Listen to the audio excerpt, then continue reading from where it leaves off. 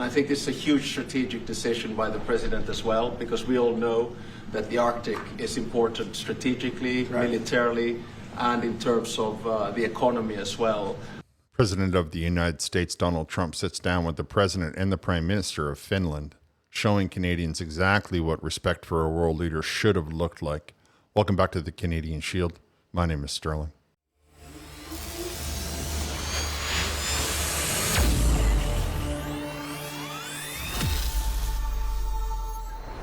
The president and the prime minister of Finland were in the Oval Office with Donald Trump, who treated them with much more respect than he treated Mark Carney.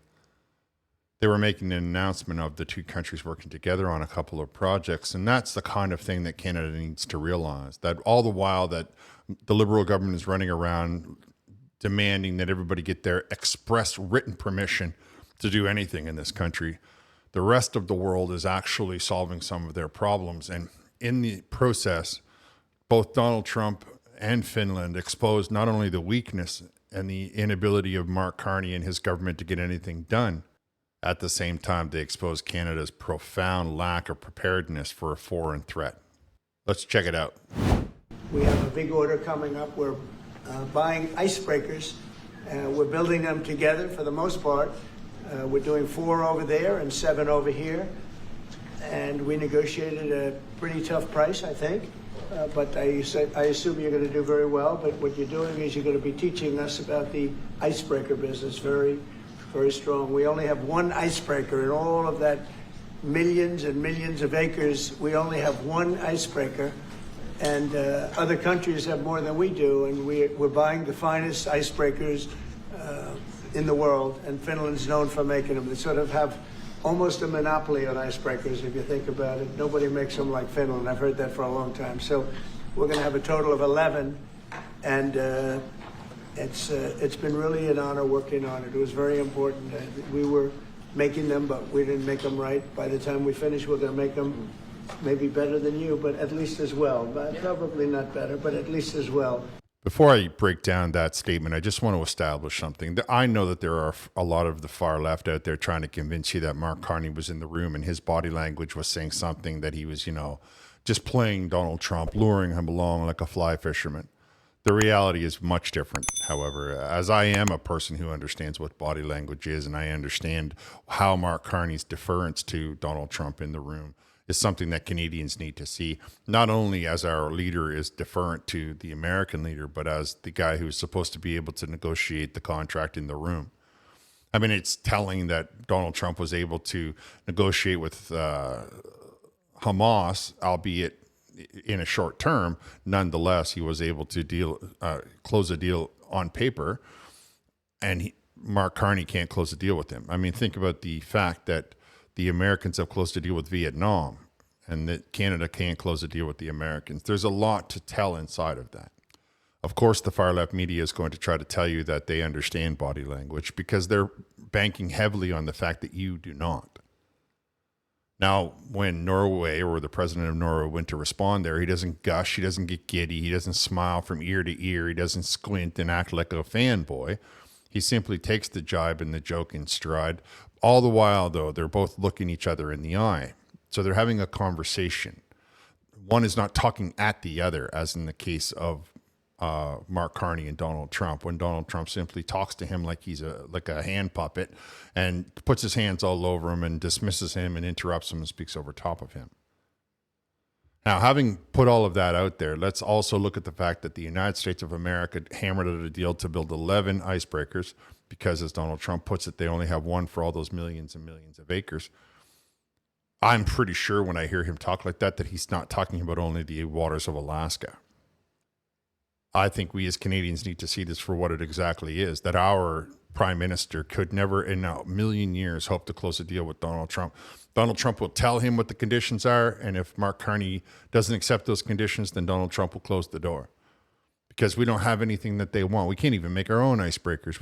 We have the most Arctic landmass on the planet, and yet Finland is the #1 manufacturer of icebreakers in the world. I remember our first conversation just after you had been elected in November. The first thing you mentioned was icebreakers.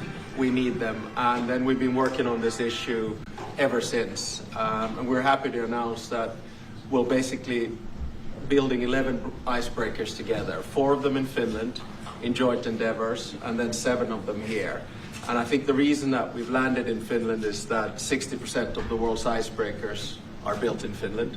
And I think it's a huge strategic decision by the president as well, because we all know that the Arctic is important strategically, militarily, and in terms of the economy as well.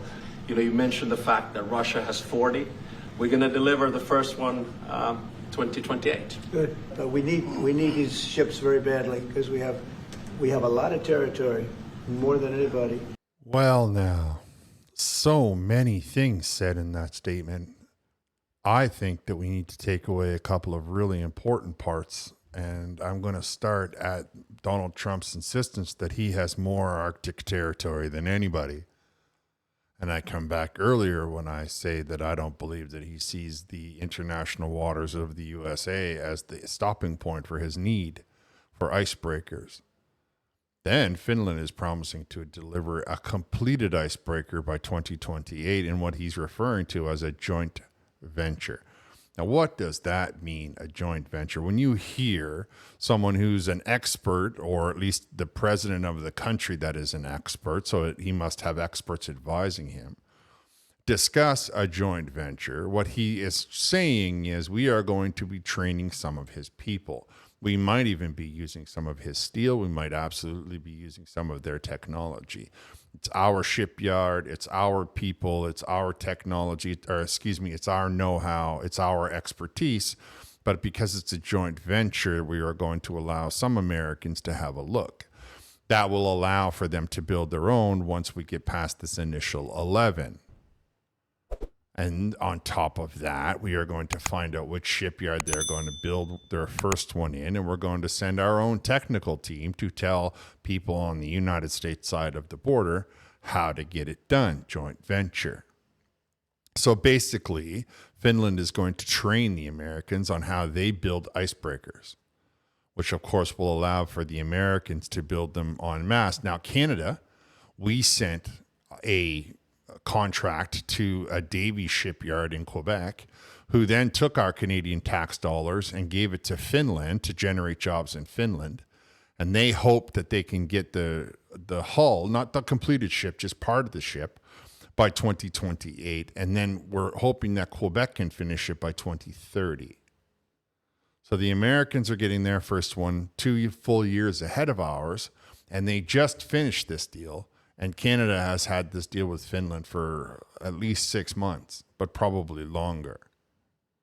And we see now the difference between the two world leaders. We see one who's going after the expertise. He's going after the technology. He wants to know what he needs to do, because in his mind, he has the most Arctic, more than anybody. He just ignores Canada inside of all of that. And who can blame him?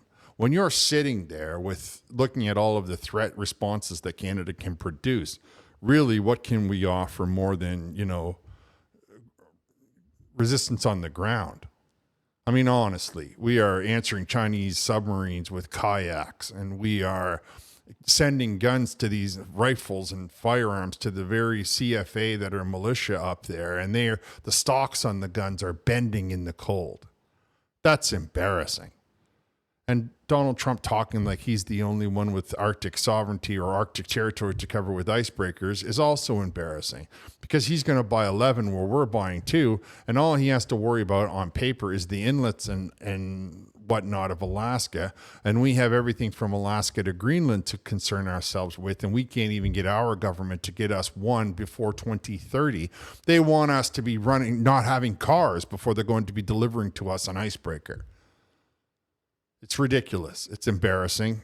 And it is a bad indication. It's a serious red flag for the leadership of Canada. It's a serious problem for Canadians that these guys don't see the need to invest in deep water ports, in shipyards, and to make sure that our steel is the one that is manufacturing these vessels with our men and our everything. I mean, I get that we might not have the expertise, but let's hire somebody, teach us how to do it right here. Let's hire the American to show us how to put in the guidance system. Let's hire the American to teach us how to make the missiles.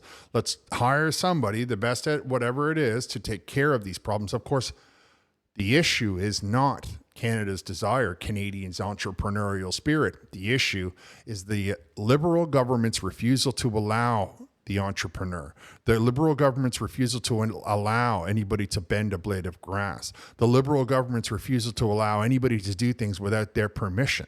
It's not about them doing what's best for us. It's about them demanding that they be kept CC'd in every sort of solitary decision that anybody in the country makes, or else. We have to get Mark Carney and the Liberal government out of the way if we ever hope to overcome the impending 51 that the United States is clearly not let go of. As a Prime Minister of Finland, I want to say that this deal it's very important to Finland and our economy. And this deal, it means investments, it means jobs, and jobs means hope. And that's why we need good news. Our people need hope.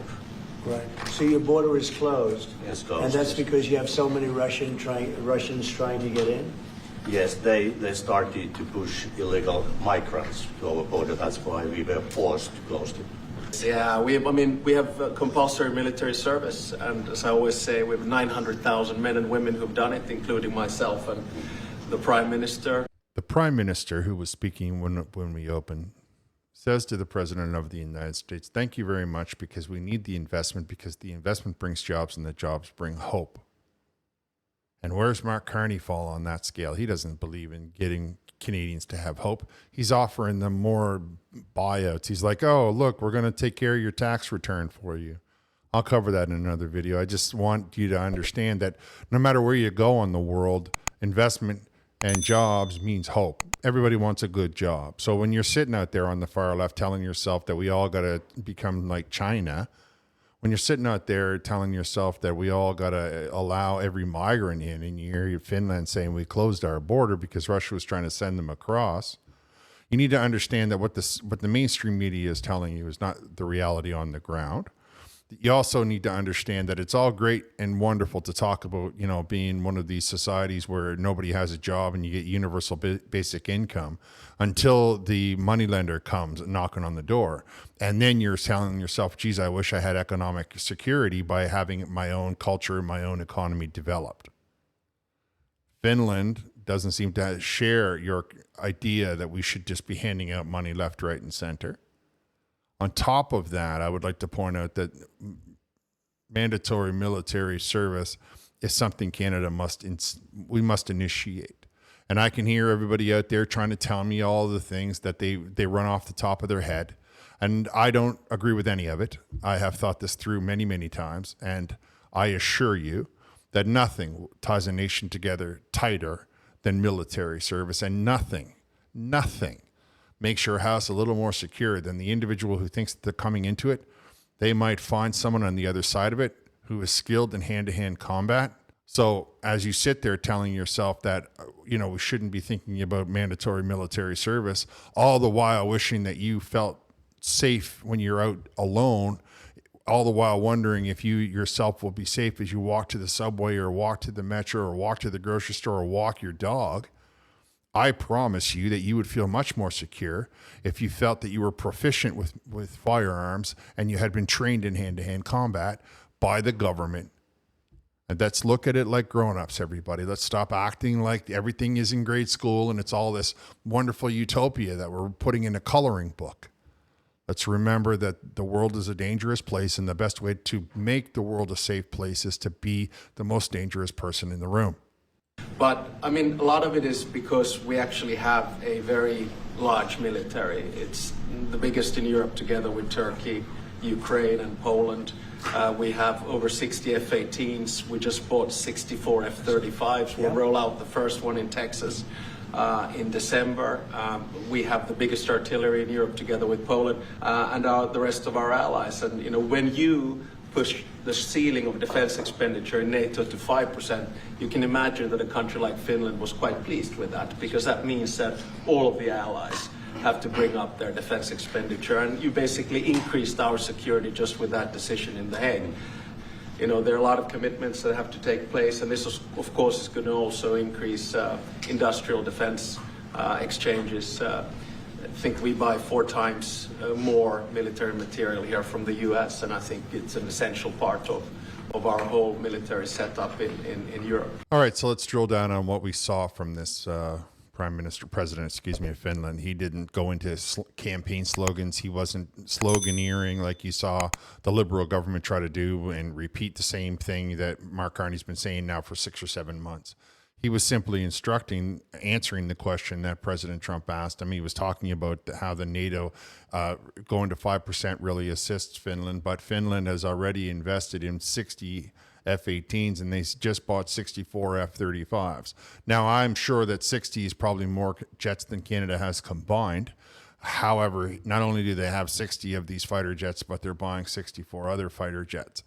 And Canada can't even decide whether or not we're going to buy the ones we already committed to. That's the kind of liberal weakness that we have running the helm in this country. And I'm sorry, but when you can't make a decision after this time, there's no admirable quality inside of that. These are situations that have been going on for a decade, and the Liberal government has done nothing. They have not moved a millimeter, always trying to tell you that they're going to be talking about it sooner or later. They've been trying to convince you that it's a good idea to buy dentures, and now it's all about feeding the kids. Well, I, as a child of the 80s, saw what happens when the wall fell, and I listened to the people, and I heard the stories of how schools wouldn't have the food to feed the children because that's what communists do, right? They always want to give food to the children to make you think that everything is going okay. Oh, don't worry about it. We, the government, will look after your children for you. We will tell them what we want from them. We will tell them how to learn. We will tell them what to think. We will tell them that their first loyalty has to be to us, not to you. Not to your family. No. It has to be to us. Socialism is not a good way to go about any part of. There's nothing good about socialism. I'm telling you right now. There's all kinds of things about beneficial capitalism. And everybody out there who tells themselves they are a socialist, the first thing they do is ask for money like a capitalist. So that's kind of a strange dichotomy. Let's come back to Finland and talk about how they just bought 60 more fighter jets and how between this new arrangement that they have, they're going to be buying 4 times the amount of raw material required to build the military that they have currently and to make their own weapons, make their own firearms, make their own propellants, make their own stuff, because that's what they do. They make their own products when it comes to the artillery that he mentioned, their icebergs that he mentioned. The Navy must be quite strong. I'm sure their rail system is very strong and very adept. And all the while we have Canada trying to say, listen, if you beg me, if you put your project on a list, then the friend of mine that I hired for $600,000 a year, she might listen to that proposal a year from now. And then if you have the right politics and you beg me, I might allow for them to be, put to second or third consideration. Maybe if I might do that, but don't worry about it, Canadians. It's all around the corner. We're giving your kids lunch at school, and we are offering all kinds of dental work and $10 a day daycare. So don't worry about being safe and secure from anybody that's invading this country. Don't worry about the fact that the Americans see us so weak that they are buying icebreakers because they're trying to keep our waters clear, trying to keep our waters open. Don't worry about the fact that Mark Carney's running around talking about how he's going to make all of these new trade arrangements with NATO, and NATO is making them with the United States of America. Don't worry about any of the fact that we have all of this steel, we have all of the raw materials, we have all of the same stuff that the Americans have, and yet we're flat broke, we're doing nothing. And the biggest primary difference, of course, is that the liberals want us to be socialists. They want us to copy what Marxism looks like so that they can benefit while the rest of us suffer. And the Americans, following the capitalist system, are making the common man well off, stable, secure, own house, lots of vehicles, lots of money in the bank, food that they can buy on their own with the exact same products and the exact same geographical situation. So how is it that one country can get the whole wide world to make deals with them and they can provide raw material to them back and forth, finished products back and forth? And the Canadian side of the border, we look like a bunch of rubes who are all sitting around wondering if the government is going to fix it for us, when really what we need to be doing is telling the government what we want from them, demanding that the government make the alterations so that we can get to work right now. We don't want to wait any longer. We don't want to wait 5 years. We don't want you to approve it. We don't need to hear the fact that somebody who believes, who doesn't understand how carbon works is trying to dictate to me whether or not me and my friends and my family can make any money.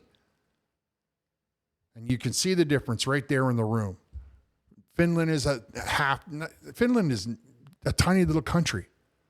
And yet they are getting a deal with the United States on the industrial military complex that makes us look like we're firing slingshots.